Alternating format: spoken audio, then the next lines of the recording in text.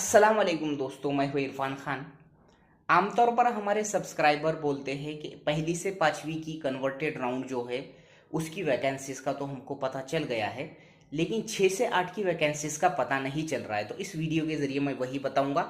Asim sir है मुंबई वाले कोई, तो उन्होंने एक एनालाइज किया है, बहुत अच्छा एनालिसिस किया है उन्होंने। उसमें उन्होंने बताया है कि Urdu medium converted to open round के लिए 450 वैकेंसीज, 375 वैकेंसीज मैथ साइंस के लिए बची है, 18 वैकेंसीज सोशल साइंस के लिए बची है और 8 वैकेंसीज जो है उर्दू इस जबान के लिए बची है, यानी कि लैंग्वेज जिसको हम कहते हैं, जिसमें 262 जिला परिषद में मैथ साइंस की वैकेंसीज है, 105 जो है महानगर पालिकाओं में और 8 वैकेंसीज नगर पालिका में मैथ साइंस की बची है।